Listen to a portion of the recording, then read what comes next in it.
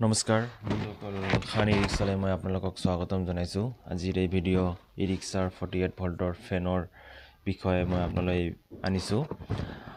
কেতিয়াবা ফেন ভালে থাকে আৰু ফেনটো নুঘূৰা হৈ যায়, তাৰ কাৰণত কয়েল বহুত হিট হৈ যায় আৰু ফেনৰ কাৰণে কয়েলটো ঠাণ্ডা ৰাখে।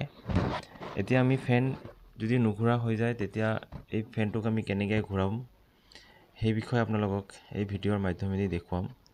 ভিডিঅ'টো স্কিপ নকৰিব, কাৰণ স্কিপ কৰিলে একোৱে বুজি নাপাব। সম্পূৰ্ণ যদি চাই তেতিয়াহ'লে বুজি পাব।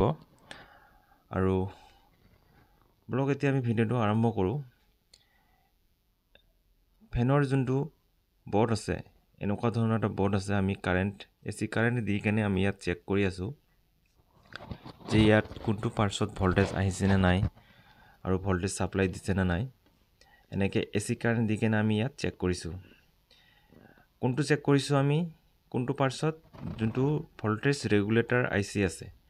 এই ভল্টেজ ৰেগুলেটৰ IC সাধাৰণতে ভল্টেজ ৰেগুলেটৰ ICয়ে পটককৈ বেয়া হৈ যায়।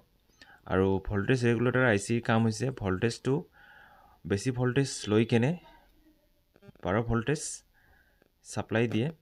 এনেকৈ বহুত ধৰণৰ ৰেগুলেটৰ ভল্টেজ IC আছে, কিন্তু আমি আমাৰ যোনটো ই-ৰিক্সাৰ 48 ভল্টৰ চাৰ্জাৰৰ ৰেগুলেটৰ IC 12 ভল্টৰ হয়, তাৰ কাৰণে 12 ভল্ট ছাপ্লাই দিয়ে। আমাৰ ফেনটো ঘূৰোতে 12 ভল্টেজ লাগে। এনেকুৱা বৰ্ডটো আমি ইয়াত ফেনৰ পৰা ডিছকানেক্ট কৰি লৈছোঁ। তাৰপিছত আমি ভল্টেজ যোনটো ৰেগুলেটৰ IC আছে সেইটো অ'পেন কৰি লৈছোঁ।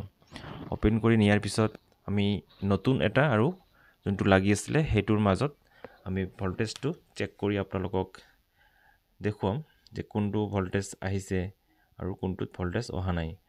নতুনটো চেক কৰিলেও কেইবাটাও ভল্টেজ আহিছে আৰু এইটো পুৰণাটো আছিলে, পুৰণাটোত কোনো ধৰণৰ ভল্টেজ দেখুওৱা নাই। আমি বুজিব লাগিব, কোনো ধৰণৰ ভল্টেজ যদি দেখুওৱা নাই তেতিয়াহ'লে এইটো ভিতৰত ডিছকানেক্ট হৈ গ'ল। এতিয়া আমি এইটো চেঞ্জ কৰিব লাগিব। এইটো নতুন এটা ৰেগুলেটৰ ভল্টেজ IC ইয়াত কানেকশ্যন কৰি দিলোঁ। দিয়াৰ পিছত এইটো চল্ডিং আইৰণ কৰি কেনে আমি চাৰ্জাৰত কানেকশ্যন কৰি আপোনালোকক ফেন ঘূৰাই দেখুৱাম। আৰু মই আগতেও কৈছোঁ, এতিয়াও কৈছোঁ যে ভিডিঅ' স্কিপ কৰিলে আপোনালোকে একোৱে বুজি নাপাব। যদি সম্পূৰ্ণভাৱে চাই তেতিয়াহ'লে আপোনালোকৰ ফেনৰ বিষয়ে কাম কৰিবলৈ উজু হ'ব বুলি মই আশা কৰোঁ। আৰু আপোনালোকক যদি আৰু ফেনৰ বিষয়ে এইটো ভিডিঅ' আৰু যদি আৰু কিবা বেলেগ বিষয়ে চাৰ্জাৰৰ বিষয়ে যদি ভিডিঅ' লাগে আপোনালোকে নিশ্চয় কমেণ্ট কৰি জনাব। মই আপোনালৈ ভিডিঅ' লৈ আহিম। আৰু যদি এনেকুৱা যোনটো বৰ্ড ৰেগুলেটৰ IC আপোনালোকে ছাইডত দেখিব পাৰিছে, ইয়াৰ যোনটো নম্বৰ মই আপোনালোকক দি দিছোঁ। আৰু এইটোৱে আমি এতিয়া কানেকশ্যন কৰি আপোনালোকক দেখুৱাম। ইয়াৰ যোনটো বৰ্ড আছে, আমি যোনটো কয়েলৰ পৰা দুডাল তাঁৰ আহিছে সেই তাঁৰডাল আমি কানেকশ্যন কৰি দিছোঁ। এতিয়া মাল্টিমিটাৰ দি চেক কৰিম যে আমাৰ AC লাইন দি কিনে চেক কৰিব লাগিব যে ভল্টেজটো আহিছে নে নাই। যদি ভল্টেজ আহিছে তেতিয়া আমি ফেনৰ কানেকশ্যনখন কৰি দিম।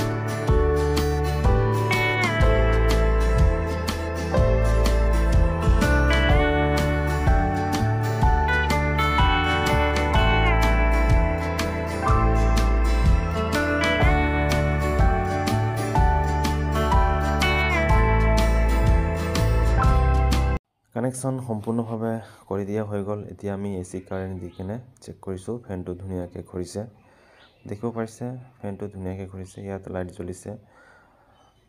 এই ভিডিঅ'টো সম্পূৰ্ণ চোৱাৰ বাবে আপোনালোকক বহুত বহুত ধন্যবাদ থাকিল।